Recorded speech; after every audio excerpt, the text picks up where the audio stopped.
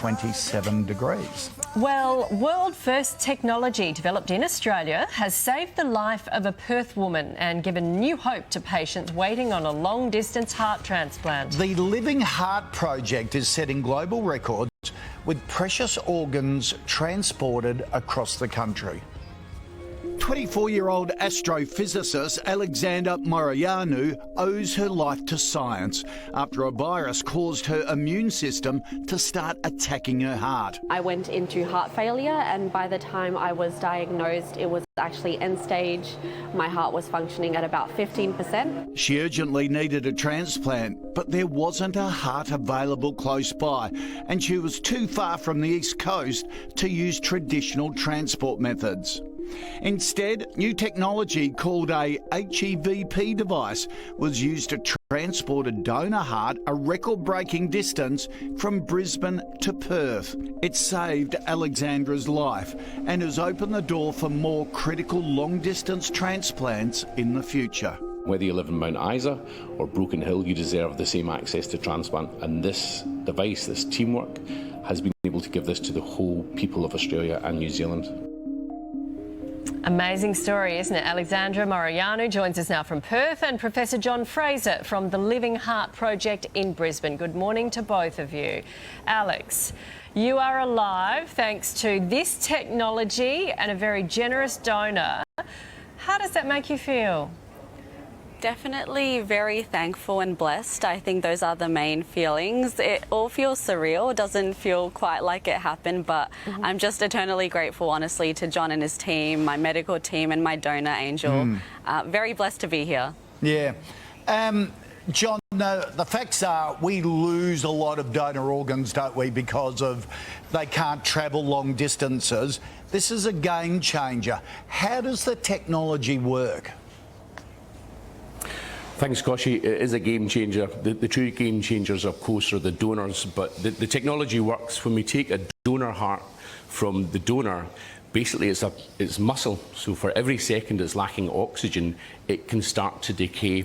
And for the last 30 or 40 years, before even cell phones were invented, we've just transported it as quickly as possible in a bag of ice from place A to place B. And during that time, the heart can become damaged. So what we've got now, we're working with Stig Steen and his team in Sweden, is this rig perfuses and gives the heart oxygen and nutrients, a medical Gatorade, if you like, keeping those cells alive, keeping them oxygenated. So by the time they get to wonderful people like Alex, we've done the right thing by the donor, and we've given the heart to people like Alex who may not have got it, but also the heart, once it gets to people like Alex, is in actually much better condition. So not only is she alive, but we hope that heart works longer and longer, and she can do more brilliant things with her astrophysics. Yeah, exactly, yep. Because, you know, science is saving lives yet again. Alex, you're dedicating your life to raising awareness of heart transplants. You live science, don't you? And you're young and you are healthy, and this happened to you. Yeah, thanks for that. It is kind of a funny coincidence that I've dedicated so much of my life to science, and then science came through and saved my life. So I guess I'm even more impassioned now to promote awareness and, you know, really bring awareness to things like what John's done, this amazing box and technology. Yep. And Alex, it all starts, we can all help, can't we? Become a registered organ donor, and most particularly, tell your family about it. Tell your family these are your wishes when you pass away. Absolutely. It's really important that not only do you sign up, but you also have that discussion with your family and make your wishes known, because in the end they make the final choice. John, does this mean that it can be used across Australia with all types of organ donations? How does it work? Look, it's an exciting envelope that was started to open. This only works for the heart, but there are other devices that are being used for lung. The heart is really tricky because it's a bag of muscle, if you like. That's taking it down to bare nuts and bolts. Lungs can be used on a rig. But when we went to the States, and again, this is the whole of Australian medical staff with David McGiffin and David Kay actually running the clinical study. When we went to the States, they were blown away. The number one, we could travel from Hobart to Perth, a bigger distance than the whole of the US. But number two, that all of the hospitals in Australia saw the importance of this.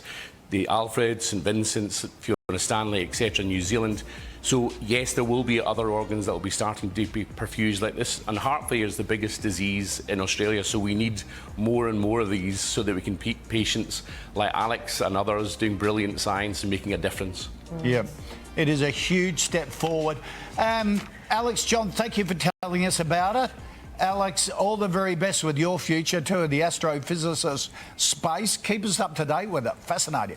Absolutely. Thank you. Good on you. Thank you. Yeah, great story, isn't it? It's fabulous, isn't it? And a reminder, register to be an organ donor. Go to Donate Life, just Google it.